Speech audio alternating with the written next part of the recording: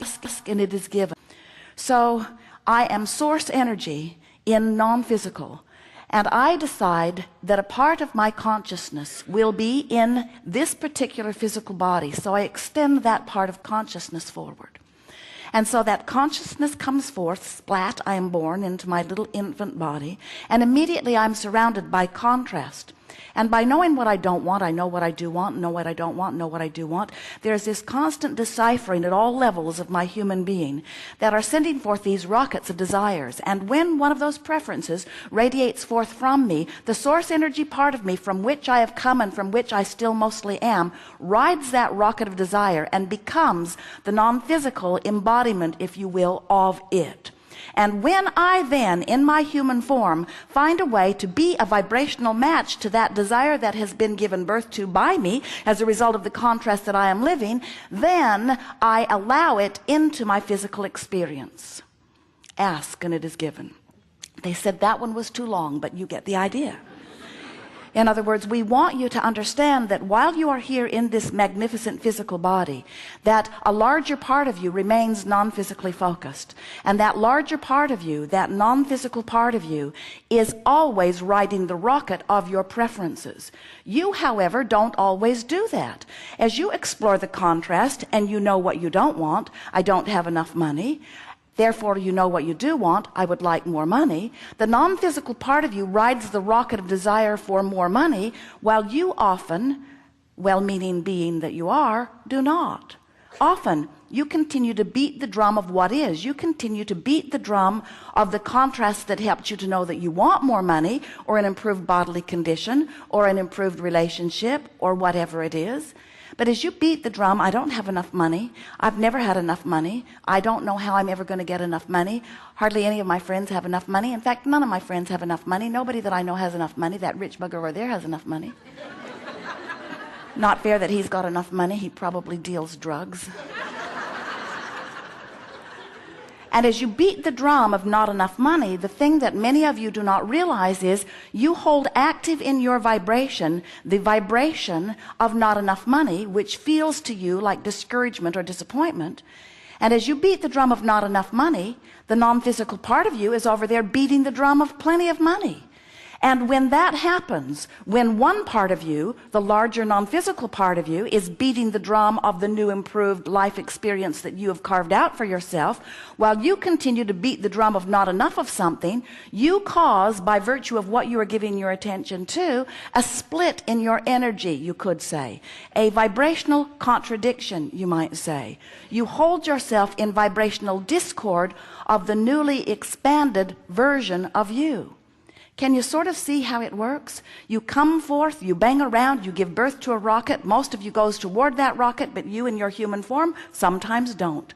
And when you don't ride the rocket of your own desire, you know it would be easy to do. When contrast helps you know what you don't want, contrast helps you know what you do want. And if you would just start talking about what you want and why you want it, instead of beating the drum of defending why you need it, or explaining how bad it is without it, or trying to justify why you need it by pointing out how bad it is, if you would just ride your own rocket of desire, I see it, I want it, I am it, I've got it. It really would be that simple. But you've been trained by those around you. You didn't know at first that you are the vortex through which all good comes to you. You didn't remember that the source energy part of you is always calling you toward the expanded version of you. And many of you have learned how to get things from other humans who also have forgotten how to get things. Your mother wanted to give you what you wanted, but couldn't always. And as she saw you wanting more than she could provide, or your father, they began to explain things to you in what we see as a completely screwy way. They said to you, you should not be selfish and you should not ask for more than you have. And we say, then why in the world would you have come forth into this physical body if you were not reaching for expansion? They say to you, as they feel shortage of abundance or whatever it is that you're asking for, you know, money doesn't grow on trees, and we're here to tell you it does. They say to you that you cannot have everything that you want, that it just doesn't work that way. And we say, yes it does, yes it does, it works that way. You were supposed to get everything that you want. And in fact, we are so sure of that because we are with the non-physical part of you that is riding the rocket of your desires, and we've been to your vibrational escrow and we've seen everything that you have been asking for, all of the amended versions of the asking being held for you in vibrational escrow, just waiting for you to find vibrational alignment with them. Do you understand that to some degree? So we're going to give you some information here that will perhaps appeal to your logic. We want it to. We want you to get a sense of why you feel the way you do, because when you understand why you feel the way you do, then you'll understand whether you are in alignment with who you really are, all that you've become, or whether you are, by virtue of something that you are giving your attention to, holding yourself back in this moment.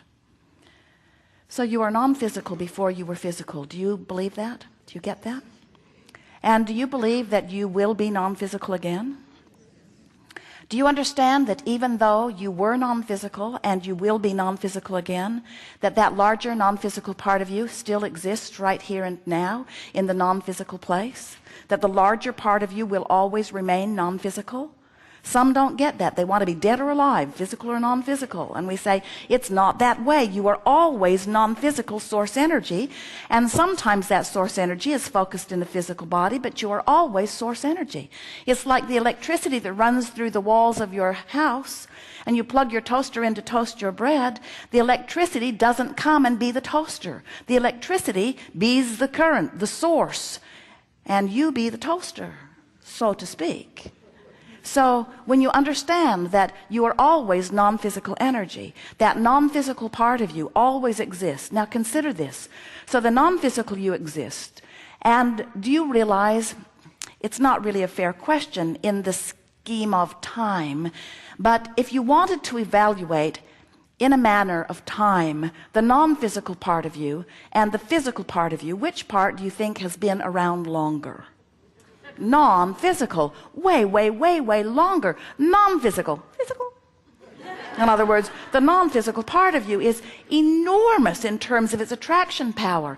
It is the source of that which you are. So this non-physical part of you is experiencing life, as are you. And let's go back to the beginning of you. So this non-physical part of you projected a part of its consciousness into that which is you.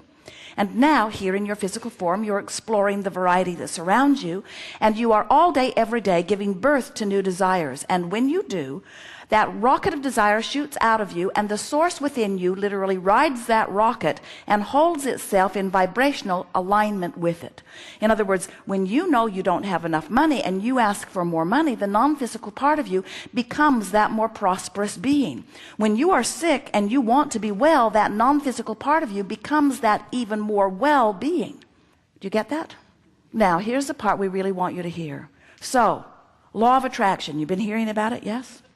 Law of attraction, this powerful law, the law that manages all attraction, the law that manages all vibrational frequencies, law of attraction that responds to all things, law of attraction that says that which is likened to itself is drawn, law of attraction which says when you offer a vibration of something, things that are like that vibrationally surround you, come to you, magnetically they are drawn. So here is this powerful you that has been, even before you were you, what it was, and it is magnificent, and now it has become even more as a result of what you have been living as you've been banging around, becoming. So this non-physical part of you, law of attraction, is responding to that. Can you imagine what an energy vortex that is created, a sort of drawing unto it? Can you imagine the current that is pulling toward that powerful creative you? Can you? So here you are in your physical form. Do you know what that sensation of law of attraction feels like to you? It feels like a calling toward the expanded version of you. And you know, when you let yourself go, you feel wonderful. That's what elation, appreciation, joy, that feeling of passion and eagerness, that's what that is. But when you, by virtue of something that you're giving your attention to, beat the drum of something other than that, you hold yourself, you really can't, but you hold yourself, you really can't, but you hold yourself, You really can't. But you hold yourself against this current, and that is what negative emotion is. All negative emotion, whether you call it disappointment, whether you call it discouragement, whether you call it anger, no matter what you call the negative emotion that you're feeling, what it always means every single time is you, because of what you're thinking, speaking, or doing right now, are not letting yourself keep up to speed with who you are. Now, you can blame everybody in the world for it, but when you feel bad, it is for one reason only. You're beating the drum of something that's got you separated, too strong of word, separated, too strong of word, from you. You cannot really be separated, but you can pinch yourself off a bit, and when you do, you feel the consequences of that. So, you get the sense of this? You get the sense of you and you? Do you understand how expansive you are, how rapidly expansive you are? And do you now understand that when you don't let yourself go, why it feels as rotten as it does? You got to let yourself be you. And more important, you got to let yourself keep up with who you are. You must keep up with who life is causing you to become if you are to be the joyful being that you are. So, you might say, when you feel negative emotion, I'm looking at this one way, but the source within me is seeing it differently. For example, when you see something in yourself that you don't like and you find fault with it, the reason it feels so awful is because source within you does not do that. When you find fault with another, the reason it feels so awful is because source within you does not do that. And there's a tendency to look at that person that's causing you to feel this discomfort. If you would be different, I wouldn't feel this way.